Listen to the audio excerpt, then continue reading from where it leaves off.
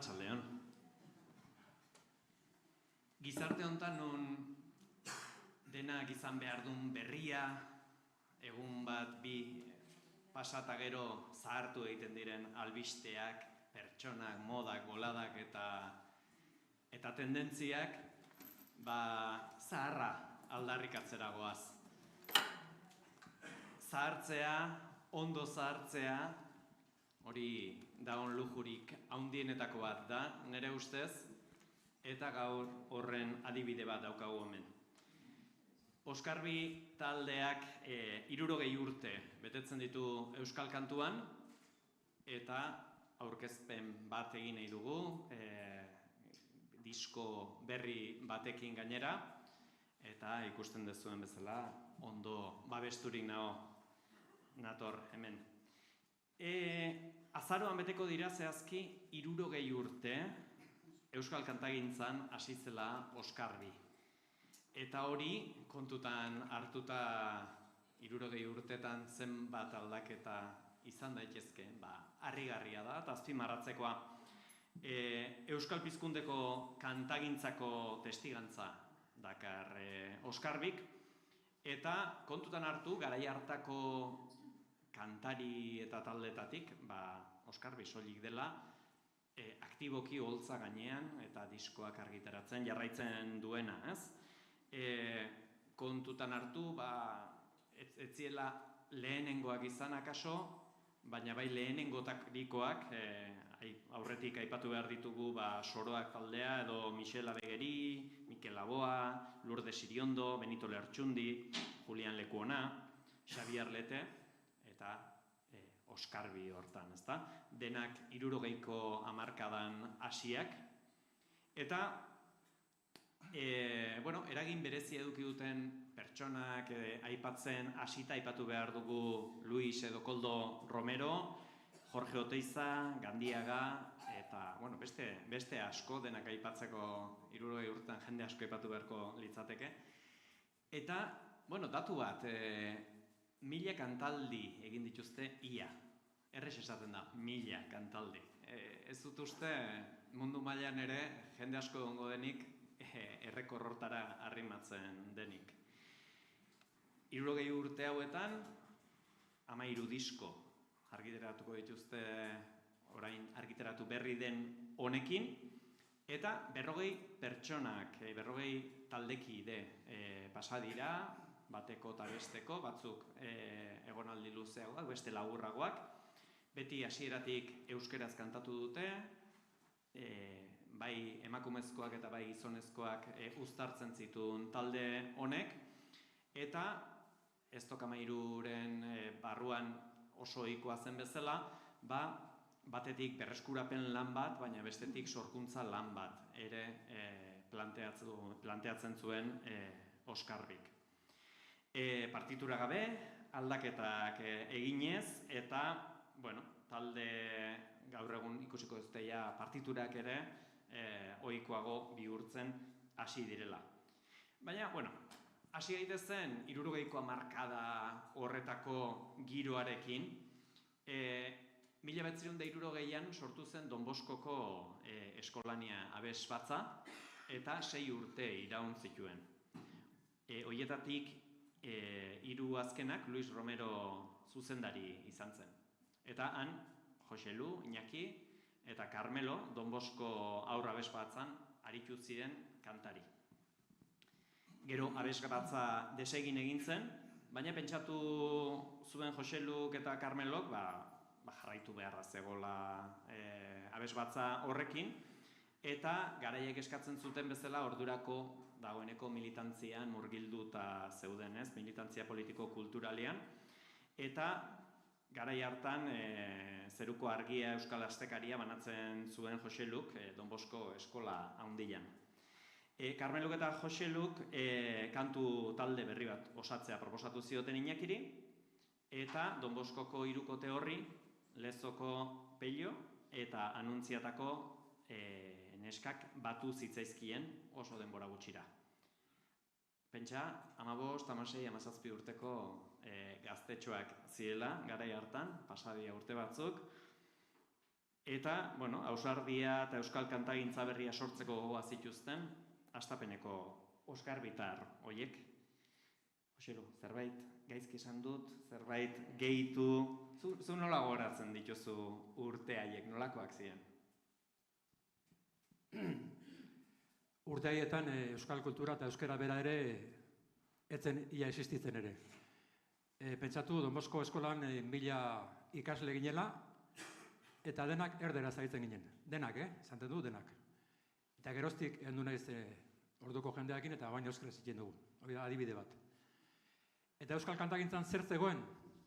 Ba, ez zegoen ezer, zeuden abes batzak, asko eta asko elizari atxikituak, eta gauza den otxoteak. Eta gu gazte ausartak zerbait egitekotan esan genuen.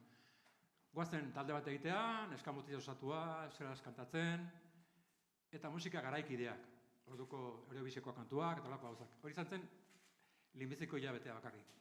Gero segituan ja, hasi ginen kontaktuan orduko kantariekin, Xabierrekin, Benitoekin, Mikelekin eta hoiekin, eta orduan ja garbi genuen euskal kantak jorratu berganitula, herri kantak, eta sorkuntzak.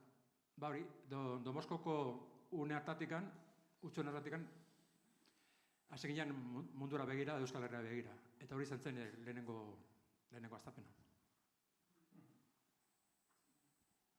Eta Iñaki, kantatzen gitarra jotzea ere, momenturen batean erabaki zenuen, zeinekin ikasi zenuen, zergatik, zertarako? Ikasi, errenderiko ubiria batekin,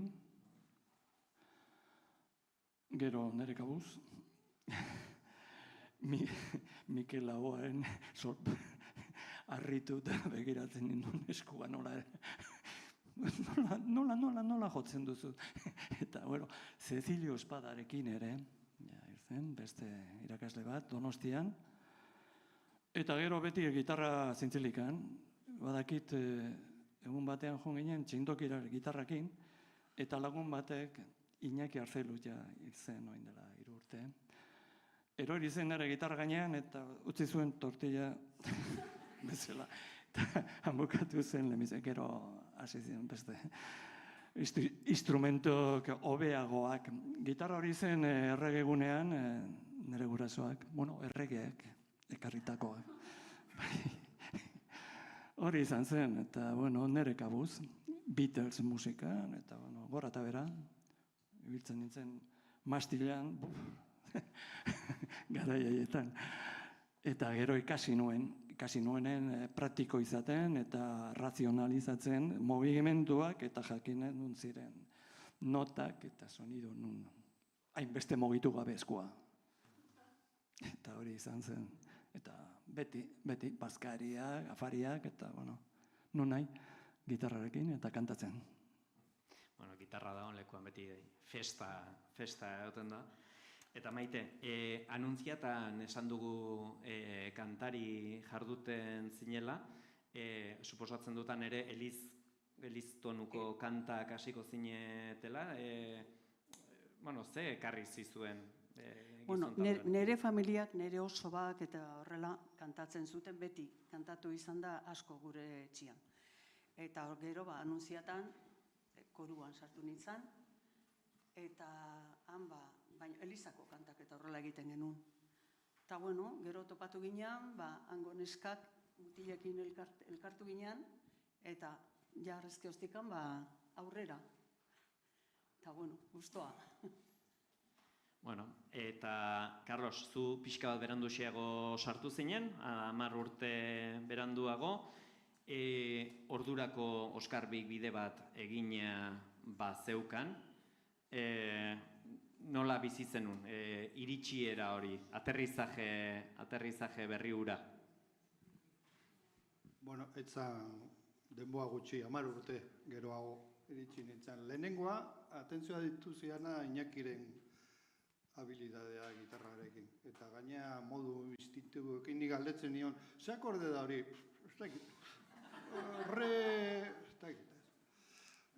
Hasi behar dut kontatzen pixka ni zergatik Oskarbik.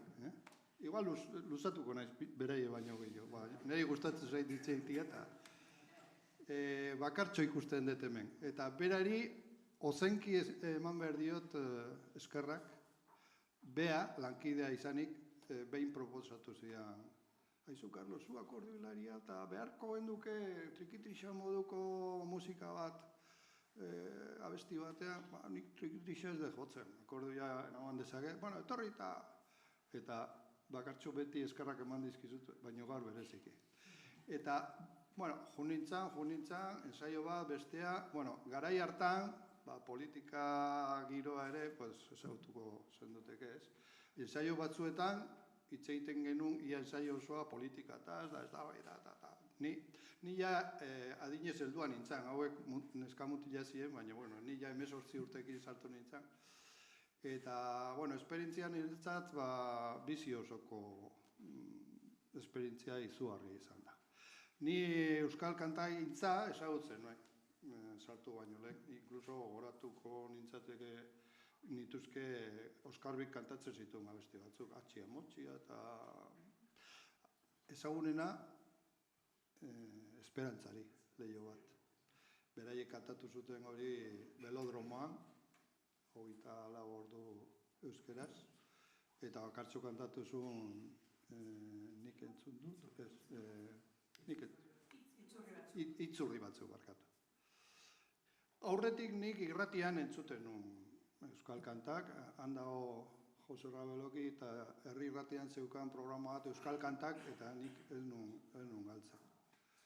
Eta guzti horrekin, ezin nintzen ensaiotara juten, ni ikasketa akademikoan euskan, akordioia eta solfeo eta bar, eta iritsi nintzen, eta partitura, hemen ez dago partitura, hau da melodia, zu sartu nahi zuria, eta bueno, total, trikitrixia txiki bat jo behar nun, hasiera, baina gero ja, kantak egiten, eta hemen aipatu behar dugu ze moduan egiten zen, eta egin ditugu kantak Oskarbin.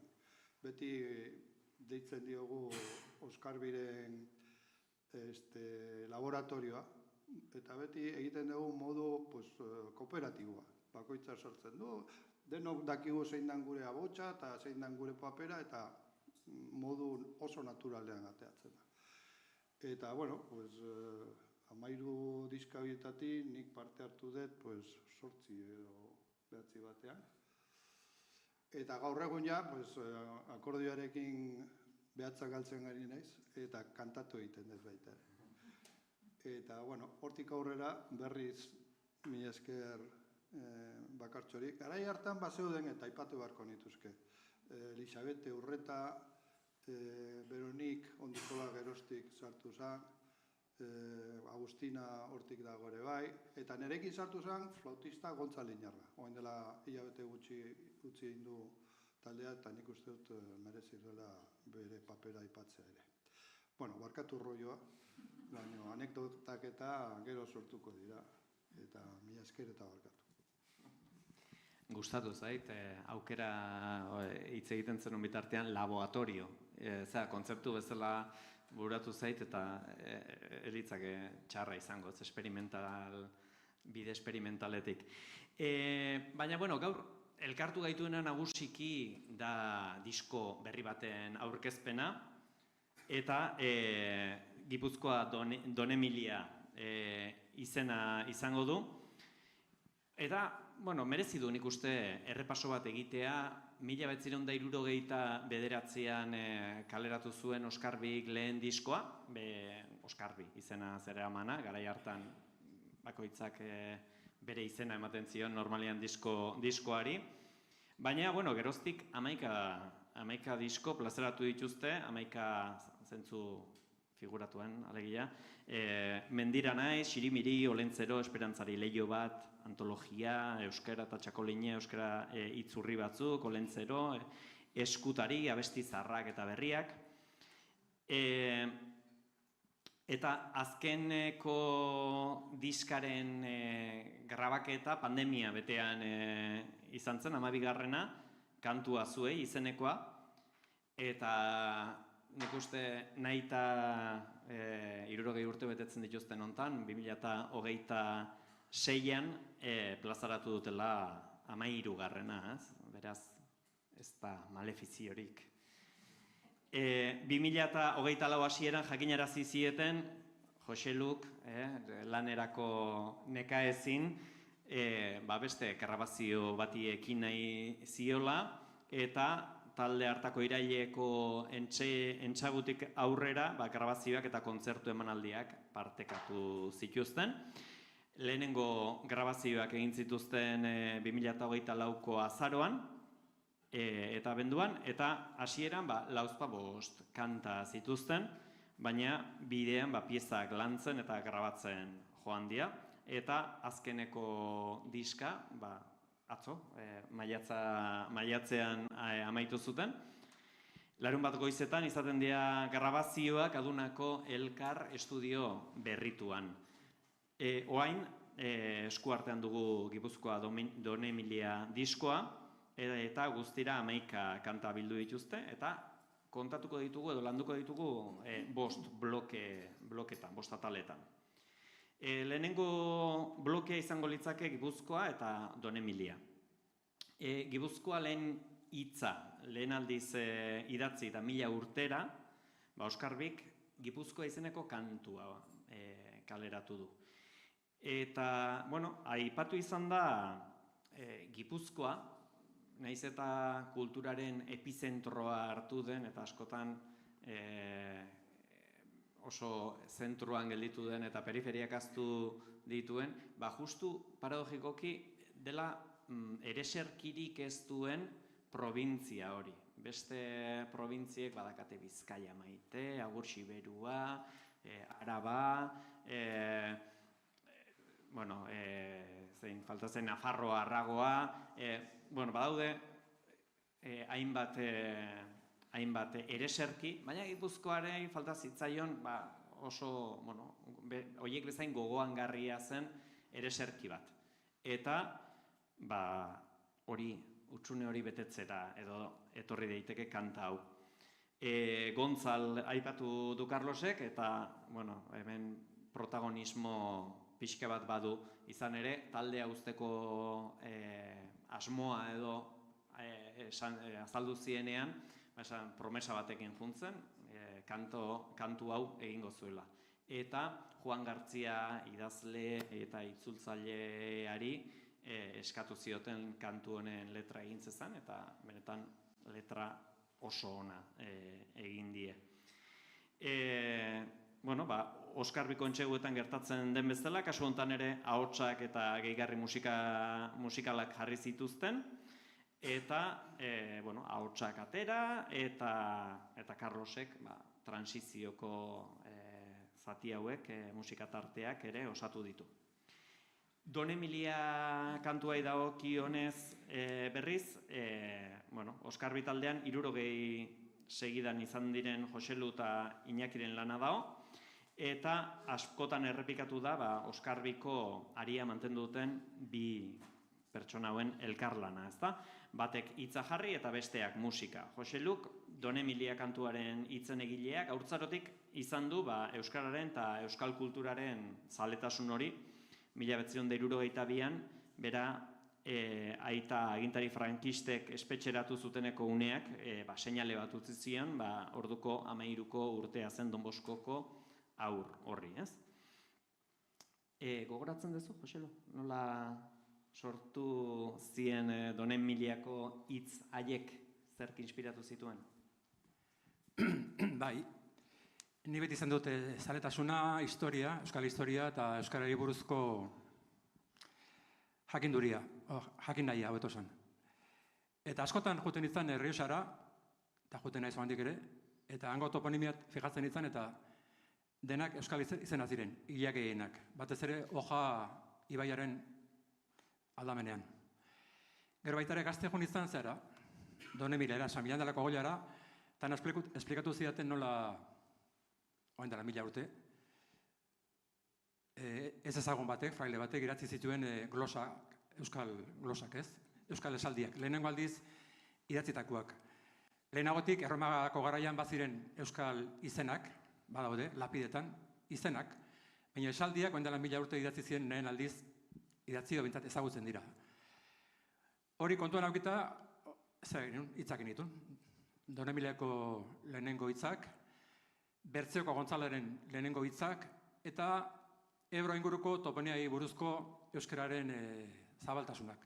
Eta hori kontuan aukita, Iñakiri emanizkion letrak. Eta berak egin zuen musika. Errexena bidaltzea da, lanak bidaltzea. Baina gero nola heltzen zaio, melodia egintza horri? Nola heltzen zaio? Ni normalki goizetan nago askoz... Goizetan, bai, aktibatua edo biziago eta gustatzen zait. Gauzak egitea goizetan. Eta normalki atera baino lehen, gustatzen zait ere sukaldean pizkate biltzea, eta hola txampiñoia garbitzen, tartean, etorri zitzaidan doinua, eta gitarra hartu eta pizkat hori hartu, eta presentatu gure laboratorioan, eta gustatu zen, eta handik aurrera, dena, juntzen gure estiloan, ahotsa gaineratuz, eta, zer, bakarrik nor kantatzen duen, baina, hori, goizetan, eta letrari, eta, pensatzen dut, baduela letrarekin zer, doinua ere relazioi zerbait, ez da rock melodia bat, ez da. Hori da. Bigarren blokeak 500 urte edo izena luke, eta hartzen ditu Perutxoren kantua eta Bernat Etxepareren kantuia. 2025an Euskara idatziari lotutako 5 kontzertu didaktiko eman zituzten, Tolosan, Irunen, Hondarribian, Gasteizen eta Oiartzunen. Eta saio horiek bide eman zuten Perutxorena berreskuratu eta Etxepareren kantuia grabatzeko. Perutxoren kantuan, Fernando de Rojasen, La Celestinan agertzen den Lero Lilero Astobizako mandazain bati kantuan entzundako pasartia dago, eta musika Luis Romerok egina da. Etxeparek idatzitako 14 poemetatik, Sautrelan ageri da Bernat Etxepareren kantuia, Oiartzunak taldearen eta Maite Idirinen lehen bertsioari, Oskarbik beren hortasuna edo ukitua edo kutsua eman.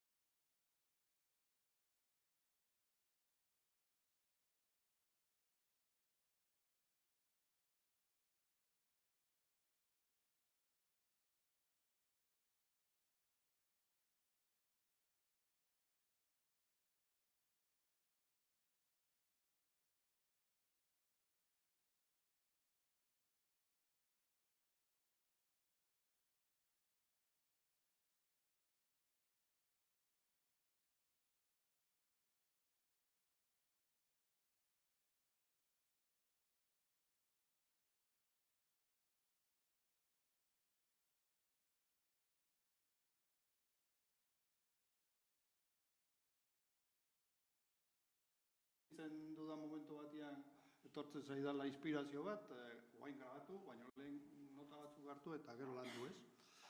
kasu askotan egin ditugu bi kantu elkartu. Eta hau da, ejemplu bat, bi dantza, Azkoeren kantutegitik hartuta, eta lotura, bata bestearekin ezer, orduan, egin gendun lotura bezala, ia musika klasiko baten zati txiki bat, oso agertzen dana, sinfonikoa, 4 akorde, nik uste Stravinskiren rapsodia batean edo entzun nun, eta horrekin lotu egin ditugu bi kantu horiek, eta, por cierto, dauzkagun musikoak, gazteak, puntakoa dira, ez pentsa. Naiz biolin jolea, naiz flautista, bainatek bajua, pianoa, eta orain bertsoz, zea jotzeu atabala, ez dut ino flautista esan dut, bai. Eta diskontan ere Gontzale jotzen du abesti batean. Bueno, guzti horiekin, orkestina modukoa osatzen dugu, nik ere aportatzen dut aldu dana, eta nik uste dut kantu polita gehatu da. Ni? Baina entzuten da, ez? Etxekoentzat. Gaur egun hemen aina jende egon daiteke etxetik oso gustoa egoten gea mikrofonoi gabe olako, baina hau da teknologia. Bueno, eta beste kanta Adizan Gabriela, 1972an argitaratutako Eskutari diskoan agertzen da, eta oraingoa gaurko Oskar Biren bertsio aberastu bat dela edo esango genuke. Alaitz, kasu honetan zuzenduko natzaizu, eta abesbatza bat baino gehiagoren parte izan zea, eta zure kasuan bigarren aldia da okerrezpaldin banago, Oskar Biren disko batean parte hartzen duzula. Bueno, nolakoa izan da esperientzia, Oskar Bin parte hartzearen esperientzia, oso desberdina abesbatzatatik? Bueno, bai eta ez, ezta? Egia da, ni abesbatzen mundutik nator, eta orduan diskoan parte hartzea proposatu zidatenean, alde batetik Oskarbik ere nolabait kantu polifonikoa edo egiten du, ez da ahotseta eta kantatzen du, eta zentzu hortan abesbatza batetik ez dago hain urruti. Baina, beste modu bada, ez? Baita ere musikariekin eta aberastua, eta, desberdina da. Edozein kasutan netzako oso politia izan zen, ze baten batek aipatu duen bezala, nik 60 urte ez ditut, baina 50 bai, eta nire haurtzaroko sintonian Oskarbi badao, ez? Garai hartan oso ohikoa zen bezala, gure etxean ere irratia etengabe zeon jarria, segura irratia, herri irratia eta barretabar, eta orduan Oskarbin hainbat kanta nahi ezagunak iten zaizkit, nire bizitzan parte dira eta haurtzaroan parte dira, ez? Eta gero, jakina Bakarrosek esan duen bezala, hemen ezagutzeko aukera izan dudan hainbat eta hainbat pertsona musikari, lujo bat, egia esan lujo bat. Esker. Baina dena ez da iragana izango, oraina ere badao eta sorkuntza berriak ere badau diskoan, eta horren bi adibide izan daitezke Lore Bakartia eta Arto Zuriketa berria. Lore Bakartian ere Donemiliako sorkuntzan izandako bikote bera dugu protagonista, kasu honetan Maitasun poema bat izan zen Joseluk sortu zuena, eta Iñakik berriro ere musikatu. Kasu honetan, zer inspiratu zintuen maitasunezko poema bat idaztera? Bueno, ez da nire bizako ezer konkretua, baizik eta oporotan egoen Kadizen, okeraz banago, eta irakurri nuen Argentinako poesia saria idatzi zuenaren poesia bat.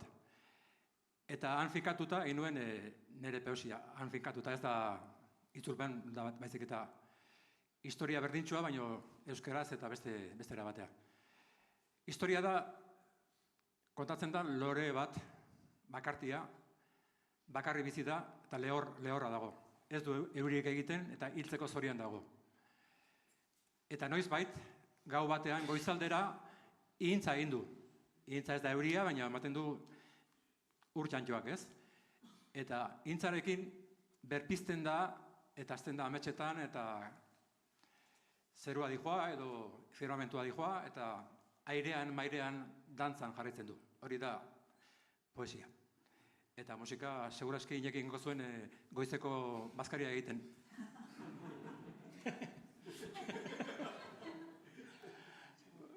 Seguro baietz, bai. Gero, niri kostatu zitzaidan zentzua harrapatzea kantu ere, azkenik bera esplikatu zian, baina honi.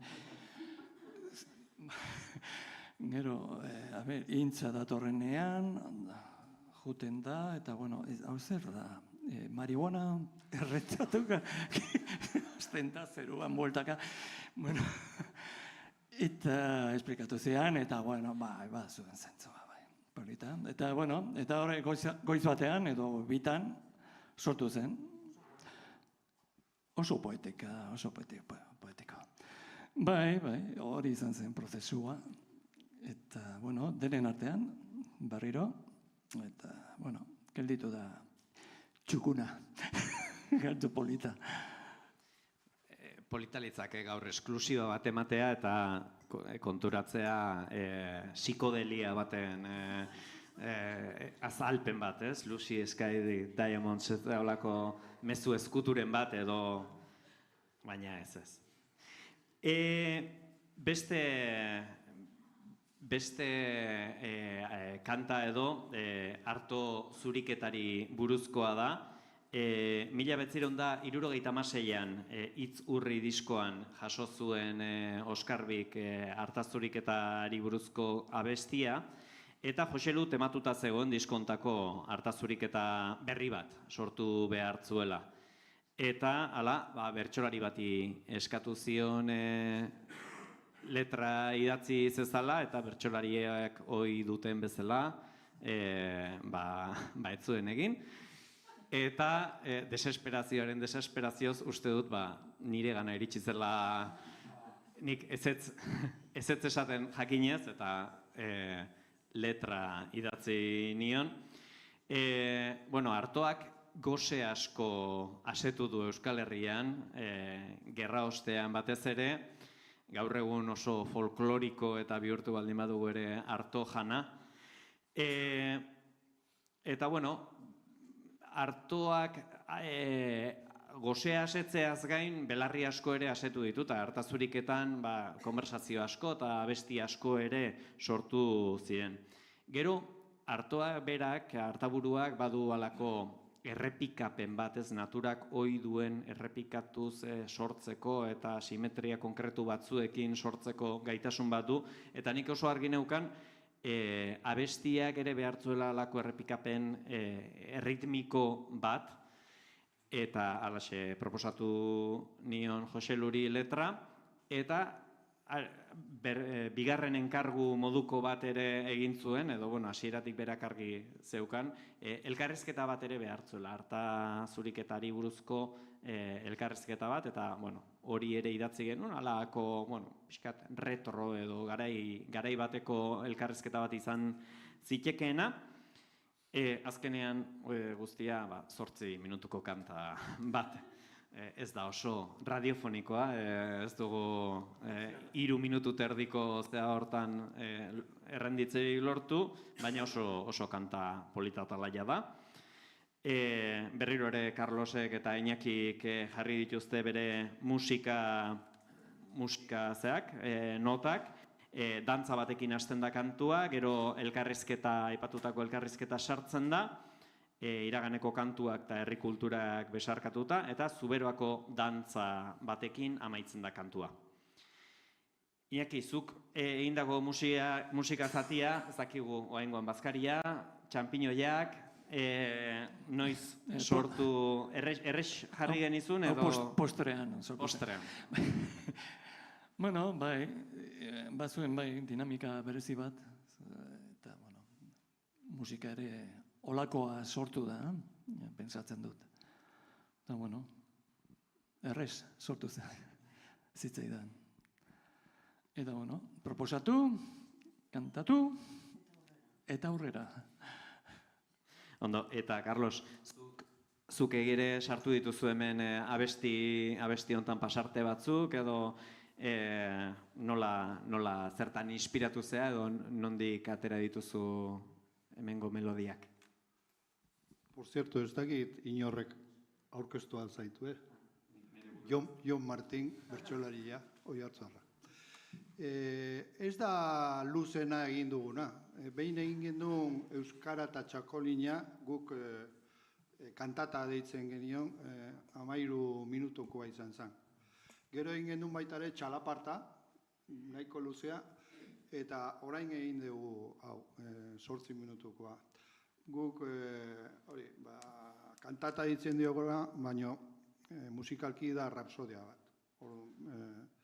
Musika eta elementu desberdinekin, osatzen da konjunto musikal bat, eta, bueno, igual ez du lotura handirik dantza bat eta melodia lento batekin, baina, bueno, hori sortzen da, forma batez zaio, eta nik aspalditikan neukan zorra Siberuko dantza bat konposatzeko, eta oain daukago zeatabalari baten laguntzarekin, eta oso ondo, berak esan zidan, Siberuko dantza, Bueno, nik lehen ze jarri nion, ez egokia, txuletino, esan jarri nion, eta berak esan, ez, txuletina ez, Siberuko, bueno, Siberuko dantza soila, baina nik uste ondo gelditu dela oroar konjunto horretan. Jon Martin, mila esker zure. Mila esker, bai, ni akaso nere burua aurkezten hasi behar, baina. Bueno, eta azkeneko blokera iritsi gera, kasu hontan, denen buruan dauden abesti pare bat behintzat, Tirikitauki, Oi Peio Peio eta Globo Gorri. Oskarbiren azkeneko diskoan, ez tokamairuko lagunei keinutxo bat egin nahi izan zaie, omenaldi bat, eta oraingoan Lourdes Iriondo, Mikel Laboa eta Julian Lekuona izango dituzte gogoan. Tirikitaukin, Oskarbiren gertuko lau izen edo lau laguna aipatu behar dira, batetik Gandiagaren aparteko poema bat dago, bestetik Lourdes Iriondo kantaria, eta Oteizaren aipamen esplizitu bat ere badago, eta Imanol edo Manolo Urbieta musikaren egilea. Gainera, Oskarbiren Androkanton aipatzen diren Arantzazuko apostoluak egiten ari zen Oteiza, Gandiagak poema hau egiten idatzi zuen bitartean. Kantu hau Lourdes Iriondo abestuta grabatu zuen lehenengoz, eta Oskarbiren bertsioa da diskontan jasotzen dena. Bestetik, 1974an Goiztiri zigiluarekin grabatu zuen Mikel Laboak Oi Peio Peio. 1977an Oskarbik egin zuen Oi Peioren bere bertsioa, baina ez zuten grabatu. Geroztik, ez tokamairuko kantaldietan Mikelek eta Oskarbik kantatu izan zuten elkarrekin Oi Peio Peio. 1970ko udaberrian, Bilbon Oskarbik eman zuen kantaldi batean Mocedades taldeakoak zeuden, eta Oskarbiren I Peio Peio gustatu zitzaien, eta Amaia Urangak kantuaren hitzak eskatu zizkion Jose Luri. Eta 1970an bertan grabatu zuten Oi Peio Peio abestia. Eta azkeneko kanta, Globo Gorri izenekoa, Julian Lekuona Oiartzunari entzun zioten, Oskarbikoak gaztetxoek, eta kantua nahiko ez ezaguna da, 60 urte izango dira, Julianek Globo Gorri kantatzen zuela, eta kasu hontan Oiana Lekuona, Julianen alaba, Oskarbin kantuan aritu zen garaian, bere ganatu zuen Oskarbik, eta inoiz grabatu gabe zegoen. Letrak eta kantua, bila dira Julian Lekuonarenak, eta Oskarbik oso kantu, oso bertsio ederra sortu zuen. Nik personalki Oiartzunen emandako kontzertua eta gero burutik ezin kendurik edukinon 3-4 egunez. Beraz, hori seinale ona izaten da normalean abesti batentzat. nire burua ez dudala aurkeztu esan dut, baina beraiek ere ez ditut aurkeztu, eta ondo legoke aipatu ala zutituko balia, edo batez ere pixka bat ezkutuan zaudetenengatik esaten dut, bale? Orduan, aurkeztu ditzagun eta txalotu dezagun autoretza guzti hau, Gipuzkoa Don Emilia diskoa berrian parte hartu dutenak. Batetik Joselu Treku, Oskarbiren kudeatzailea eta kantaria. 13 diskoetan parte hartu du.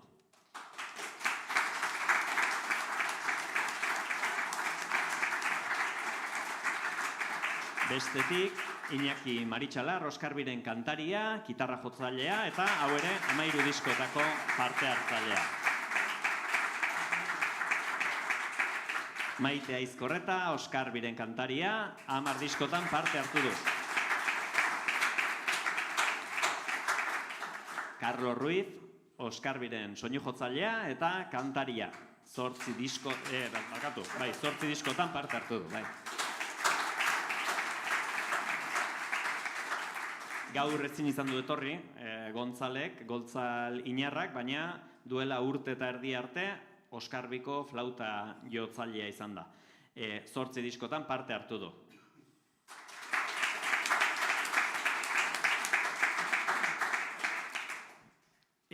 Alaitz Guridi, Oskarbiren azkeneko 2 diskotan parte hartu du, kantari.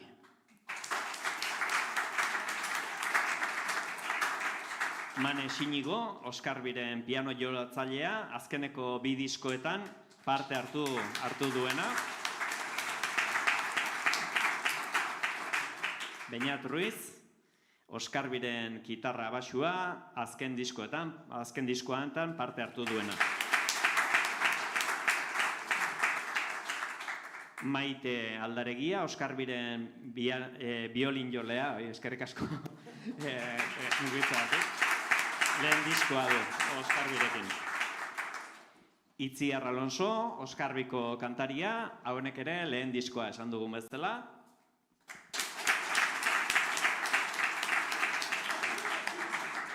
Javier Zurro, Oskarbiko flautaria, lehen diskoa Oskarbirekin. Eta Bertolo Egi, Oskarbiko atabalaria, lehen aipatu dugu, lehen diskoa Oskarbirekin. Eta, seguraski denak desiatzen zaudete entzuteko, gaur olako zizkamizka moduko bat izango dugu dastatzeko menu osoa nahi duenak kontzertutara joan beharko du. Lehenengo aukera, ostiral honetan bertan, ekainak 19an, ostiralez, arratsaldeko edo iluntzeko 8etan, Aiako probalekuan izango dugu, Gipuzkoa Don Emilia diskoaren kontzertu aurkezpena. Eta kantu guzti hauek entzungai izango dira. Hurrengo zita garrantzitsua irailean izango da, irailako 26 larunbata, goizeko 10:00 Arantzazuko Elizaren koruan. Oskarbik Gandiaga gogoan kontzertua eskainiko du, Arantzazuko adiskideak elkarteak gonbidatuta. Eta hurrengo emanaldia, tartean besterik ateratzen ez bada behintzat, Pasaian izango da, azaroan, Pasaiko udalak Oskarbiren kantaldi omenaldia antolatu du, izan ere Pasaian txon hasi zen Oskarbi lehen entsaioak egiten. Horregatik, 60 urte geroago, merezitako omenaldia egitea erabaki du udalak. Eta urtea ixteko gutxi falta denean, abenduaren 12an, larun batez, Donostiako Victoria Eugenian joko du Oskarbik, 60 urte kantuan kontzertu berezia. Victoria Eugenia garrantzia berezia izan du, Oskarbi taldearen ibilbide luzean, batez ere hasierako urte haietan. Eta Oskarbiko taldekideez gain izango dira bertan Antxon Balberde, Gorka Nor eta Ganbara Abesbatza ere. Eta zuek ere, gaurtik, gonbidatuta zaudete, hemendik metro gutxi dira izango den kontzertu handi honetara. Baina esan bezala, gogoa daukagu, zuek entzuteko, beraz, okerrez baldimanago gaur, Oi Peio Peio, Bernat Etxepareren kantuia, eta azkenik Gipuzkoa ereserkiaren bideo emanaldia edo kantuaren proiektua izango dugu. Honegin eta nahi dezuen arte.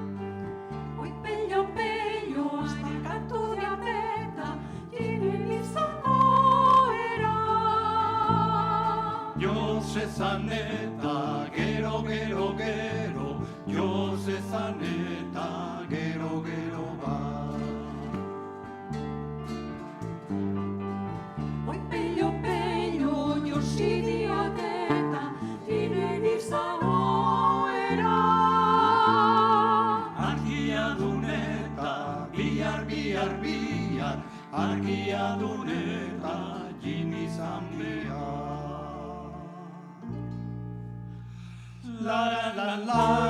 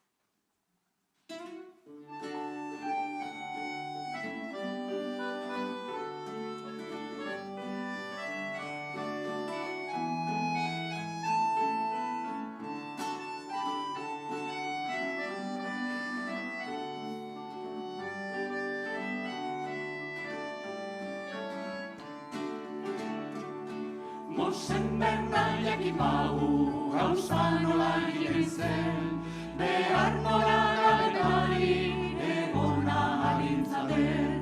Mosen Bernal jakin bau, gauza nola egiten zen, behar nola gabetari, egona alintzaten.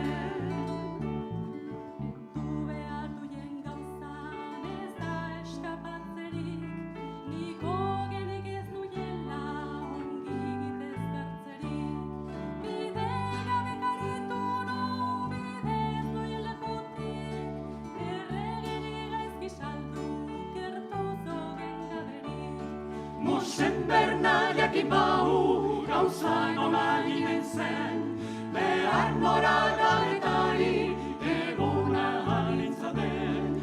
Mosen Bernal jakin bau, gauza nola egiten zen, behar nora gabetari, egona alintzaten.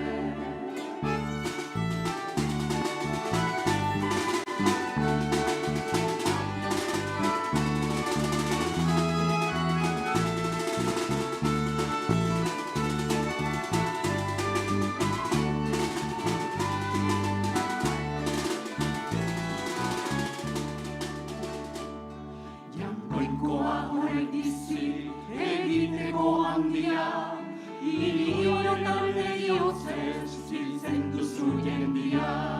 Gatibotan ez dalin gizon horren galia, osoriko toiak iteko zukira zubidia.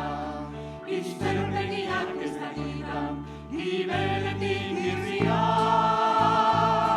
Oren duruz doien eta hangaldu din bizia.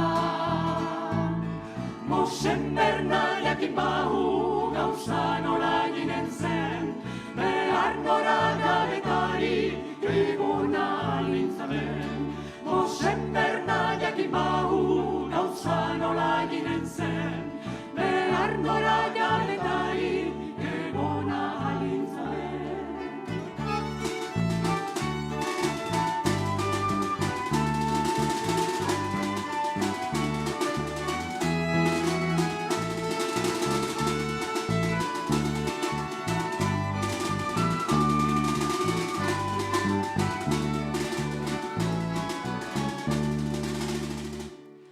Libertatean nola baita gauzetako hobena, gatibutan egoitia alapena gaitzena. Ni bezala ez dadila otore horren gaia, ez eta eitzorotan fida ere izona. Jangoikoa zu begira, niri ere zuzena. Mosen Bernal jakin bau, gauza nola eginen zen, behar nora gabetari, egona alintzaten. Mosen Bernal jakin bau, gauza nola eginen zen, behar nora gabetari, egona alintzaten.